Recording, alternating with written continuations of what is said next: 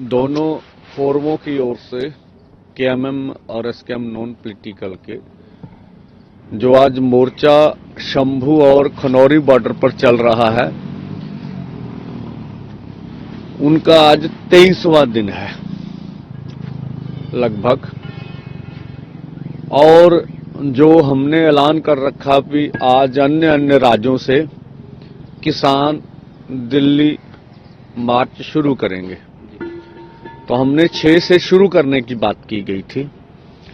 अब दूर दराडे है, कोई कहे कि आज ही दिल्ली पहुंच जाएंगे, ये संभव नहीं है। तो एक तो ये है चलेंगे, अब सरकार चलने देगी नहीं चलने देगी, कोई पैदल होगा तो उसका तो मालूम नहीं कितने दिन लगेंगे आते आते। रेल को भी अगर जहां से भी आए, रेल से मध्य प्रदेश से आए तो भी आज नहीं पहुंच सकते। बिहार से तो शायद कल भी समस्या, साउथ इंडिया से तो शायद 2-3 दिन लग जाए।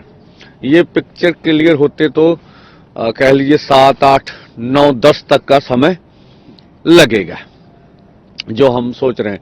अब जो नजदीक के राज्य थे उनसे तो हम आगे बढ़ने वाले नहीं हैं, तो दूर दराडे के राज्य हैं। राजस्थान पास में है पर उसकी भी दूरी काफी है, वो भी 7, 8 से पहले वो भी नहीं पहुंच सकते जो अभी दिख रहा है हमें। तो एक तो आज जो है वो मार्च तो शुरू होगा, आज कुछ लोग कर लेंगे, 6 से बोला सा बढ़ेंगे, कुछ 7 को कर लेंगे। तो जो अभी अब सरकार का देखिए क्या निर्णय है। सरकार तो एक बार बोल रही है अभी आप ट्रैक्टर ट्रॉली के बगैर आ जाएं, तभी जंतर मंतर पे तो एक धारा 144 है और दिल्ली में भी लगभग धारा 144 लगी हुई है। तो इसका मकसद तो केंद्र सरकार स्पष्ट करे कि इसका मकसद क्या है। दूसरा, आज 23 दिन हो गया और इससे 5 दिन पहले से आपके लिए 28 दिन से पंजाब हरियाणा के बॉर्डर बंद कर रखे हैं। तो जो पंजाब की आर्थिकता का नुकसान हुआ है, इसके लिए केंद्र जिम्मेवार है। जो लोगों को, व्यापारी हैं, हमारी बहुत सी वेजिटेबल सब्जियां बाहर जानी है, बहुत बाहर से माल बहुत सा अंदर आना है, हर तरह की सप्लाई है। तो जो लोगों को इतनी दिक्कत आ रही है, क्या केंद्र सरकार बताएगी देश को तो ये दिक्कत क्यों दी जा रही है। दूसरा, हमने तो अपनी तौर से कोई भी रोड ब्लॉक नहीं कह रखी है। तीसरा, हरियाणा में जो अर्धसैनिक फोर्स लगाए हुए 70,000 अर्धसैनिक फोर्स है, उनके लगाने का क्या कारण है, क्या खतरा है हरियाणा के लोगों से। सरकार को ये स्थिति को भी हरियाणा या केंद्र स्पष्ट करे। अभी भी जो दिल्ली में गाजीपुर है, सिंगू है, टिकरी है, वहां सर्विस रोड अकेले खोले गए। हम तो कहते हैं सारा खोल दीजिए, हम तो बहुत दूर है। और हमने ये भी फैसला कर रखा अभी पंजाब हरियाणा तो आगे बढ़ेगा नहीं। तो जो दिल्ली के लोगों को समस्या आप दे रहे हैं, दिल्ली के व्यापारियों का नुकसान कर रहे हैं, वो नुकसान किस लिए कर रहे हैं, इसका जवाब भी केंद्र को देना चाहिए। तीसरी बात है कि अब जो केंद्र जो बात हमारे सामने आ रही है, वो तो अपने इलेक्शन लड़ने में मगन है, ठीक है। अब केंद्र के रिश्ते अजय मिश्रा टैनी से या मोदी सरकार के भाजपा के क्या, ये भी स्पष्ट हो गए, ठीक है जी। और अशोक सिंघल से किस तरह के रिश्ते थे वो भी स्पष्ट हो गए। और अन्य भी लोग हैं जिन्होंने जीनियस क्राइम कर रखे हैं। अभी आप देखिएगा भी, अभी एक टिकट और आएगी जो कुश्ती सर्कल के, ठीक है, अगुवा रहे हैं, जिनके ऊपर गंभीर आरोप लगे हैं। तो केंद्र तो किसी न किसी ढंग से इलेक्शन जीतना जा रहा भाजपा, और नैतिकता भूल चुके हैं भी हम टिकट देने समय साफ सुथरे उम्मीदवार को चुनकर आगे लाएं। तो ये पहले दिन से कांग्रेस भी करती रही है भी बाहुबली, धन बली या क्रिमिनल मानसिकता, जिनके ऊपर बहुत से केस चलते हैं। हम देखते हैं देश की पार्लियामेंट्स में जब आंकड़े आते हैं तो बहुत से नेताओं के बहुत से केस चल रहे हैं। एक तो राजनीतिक होते हैं, एक होते उन्होंने क्राइम कर रखा।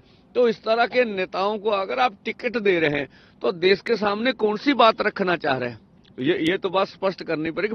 तो हमें लगता है जो हम बात कहना चाह रहे हैं भी देश के किसान मजदूर के ऊपर कोई भी ध्यान नहीं है। तो ये जो हम बोल रहे हैं, और जिस तरह से मीडिया पे ऊपर ये पंजाब का आंदोलन है, ये खालिस्तानियों का आंदोलन है, ये जो पंजाब की सरकार उन्होंने आंदोलन चला के रखा है, और ये कांग्रेस वाले आंदोलन चला रहे हैं, और बहुत से अन्य बोल रहे हैं ये भाजपा ने बैठा रखा है आंदोलन में। अब देखिए ये बातें स्पष्ट कैसे होगी। तो ये क्यों हो रहा है कि लोगों के बीच एक परसेप्शन बना दी जाए, वो आंदोलन के प्रति दुचित्ती में चले जाएं कि क्या सही है क्या सही नहीं है, इस तरह का पूरा जोर लगा हुआ। तो आंदोलन तो दिन प्रतिदिन बढ़ रहा है। अब देखिएगा जब रेल रोको आएगा ये आंदोलन कितना बड़ा है, हम आज नहीं कहते, ये सारी स्थिति को स्पष्ट कर देगा। भाजपा के राज्यों में पूरा हमारे ऊपर जबर होगा, और अन्य जगह पर हमारे लोग निकलेंगे और रेलगाड़ी पर बैठेंगे। ठीक है, तो जहां स्थिति जबरदस्ती वाली नहीं होगी, लोग तो हमने तो बोल रखा है, आप भाजपा के राज्यों में भी हमारे किसान खेत मजदूर पर जबर मत करिए, और देख लीजिए कि देश का किसान साथ दे रहा कि नहीं दे रहा।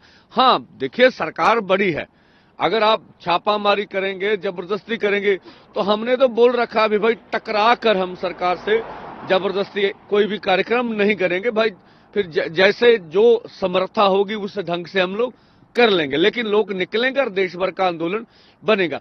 तो जहां तक अब सवाल है एमएसपी लीगल गारंटी कानून का, उसके ऊपर कोई भी, तो मैं तो बोलता हूं भारत सरकार स्पष्ट करे, वो बनाना भी नहीं बनाना।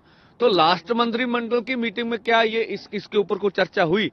तो मंत्रिमंडल ही तय करता है ना भी क्या देना है। अगर उसमें कोई चर्चा नहीं हुई है तो इसका मतलब हमें ये देने वाले नहीं है, किसान मजदूर का कर्ज खत्म करने वाले नहीं है। इसी के साथ जो हमारे केस समेत पंजाब दिल्ली में डले वो भी वापस लेने की तैयारी नहीं है, लखीमपुर का इंसाफ नहीं देंगे। बिजली बिल 2023 जो बना रखा उसके ऊपर तो बोलते भी नहीं है, उसके ऊपर तो वार्ता भी नहीं हो रही। अब इतनी ओलावृष्टि उत्तर भारत में, अंधेरी झक्खड़, फसलें खराब हुई, तो इनके अब पंजाब प्रदेश अध्यक्ष बोल रहे हैं कि आप फसली बीमा योजना की मांग करिए। भाई हम तो कर ही रहे हैं, इसके ऊपर स्थिति स्पष्ट कर दी भी सरकार अपने दम पर लेके आएगी। आप तो कारपोरेट के हिसाब से बना के रखे वो। तो ये बातें यार, नरेगा 200 दिन 700 दिन दिहाड़ी, तो किसी मांग पर के ऊपर केंद्र से कोई बातचीत या केंद्र से कोई जो वो बोल के बताएं कि ये मिलेगा ये नहीं मिलेगा, उनकी क्या WTO से भारत बाहर आए उनके ऊपर भी स्पष्ट कर दें। हमने तो स्पष्ट कर दिया ना कन्वेंशन करके, इतना क्या नुकसान। तो केंद्र की मंशा स्पष्ट है, वो हमें ये कहना चाहते हैं कि आप लंबा आंदोलन चलाइए उनकी ओर से। वो तो निपटना नहीं चाहते, ठीक है, वो हमारा दम परखना चाहते भी कितनी देर तक आप आंदोलन लड़ोगे। केंद्र का जो साफ हमें संकेत है कि कितनी देर तक आंदोलन लड़ोगे। हम नहीं चाहते हम सड़कों पर बैठे, या हमारा ये भी अनक का सवाल नहीं भी हम आंदोलन चलाते रहे, लेकिन उनकी ओर से जो अगर हमसे बैठकर ये मांगों का हल नहीं किया जा रहा तो यही संदेश है भी कितनी देर तक बैठोगे। तो हम अपने लोगों से कहना चाहेंगे भी जब तक केंद्र हमसे ये मसलों का हल नहीं करते तब तक हम बैठेंगे। एक दो चीजें थोड़ा सा क्लियर कर दीजिए, क्योंकि आज का दिन इम्पोर्टेंट है आंदोलन के लिहाज से। आपने बताया कि देश भर से किसान जो हैं वो दिल्ली की तरफ जा रहे हैं। आपने ये भी बताया कि कई जगह पर धारा 144, अगर दिल्ली की हम बात करते हैं तो ऐसी परिस्थिति में क्योंकि जाहिर है वहां पर पुलिस कहीं ना कहीं जरूर रोकेगी, जैसा कि आप भी जानते हैं। तो अगर किसी तरह की स्थितियां जो हैं वो बनती हैं, कहीं रोका जाता है, तो क्या वहीं पर बैठने को लेकर कोई आंदोलन की आगे की रूपरेखा है या क्या चीजें हैं, ये सब चीजें एक बार क्लियर कर दीजिए। कुछ पैदल भी क्योंकि किसान जा रहे हैं, ट्रेन से जा रहे हैं, बसों से जा रहे हैं, हो सकता है बसों में रोका जाए, हो सकता है ट्रेनों में रोका जाए, हो सकता है पैदल भी रोका जाए, ये तमाम चीजें व स्थितियां क्लियर कर दीजिए। देखिए ये तो मोदी सरकार का चेहरा अलग ढंग से नंगा हो जाएगा कि ये लोकतांत्रिक सरकार नहीं है। खुद बोलना कि आप ट्रैक्टर ट्रॉली छोड़कर आप दिल्ली आ जाएं और इस तरह आप धारा 144 या साथ ही कामन पर गिरफ्तार करना, ये तो उचित नहीं होगा। मैंने तो बोला आपको भी केंद्र बयान देता, फिर ठीक है आपने अन्य राज्यों से ये बात तो कर ली भी आपकी ट्रैक्टर ट्रॉली नहीं आएगी, तो भाई यहां पर आके बैठिए, आप पीसफुली ढंग से अपना आंदोलन चलाइए। तो अभी तक ये बयान तो आया नहीं। इसकी मंशा है कि सरकार किसी भी कीमत पे देश के किसान खेत मजदूर को राजधानी में घुसने नहीं देगी।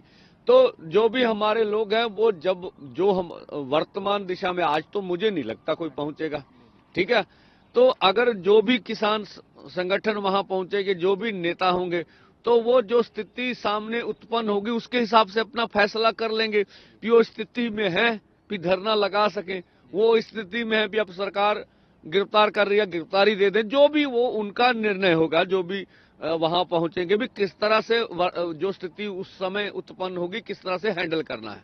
और अभी क्या कोई संकेत भी मिला आपको सरकार की तरफ से बातचीत का? हाँ देखिए, अभी तक सरकारी लिखित कुछ नहीं है, अब पर्दे के पीछे बातें चलती चुलती रहती हैं, कोई सरकार का न्योता अभी तक है नहीं है। दूसरा हम आपसे ये भी कहना चाहेंगे, जो कल पंजाब सरकार ने विधानसभा में बजट पेश किया, अब जो खेती सेक्टर के लिए बजट था बेशक 1% ही वो भी घटा दिया। अब भगवंत मान जी दावा, पंजाब एग्रीकल्चर स्टेट है तो वहां खेती का बजट बेशक 1% ही घटा है, और जो डिवर्सिफिकेशन करना था उसके ऊपर पिछले 1100 करोड़ था 500 करोड़ कर दिया, तो ये भी बजट घटा है। तो जो भगवंत मान सरकार का दावा था पंजाब को क्राइसिस से निकालेंगे, तो इस बार भी तो उन्होंने कहा भी हम अपना काम चलाने के लिए कर्ज लेंगे, ये बजट में ही प्रावधान है।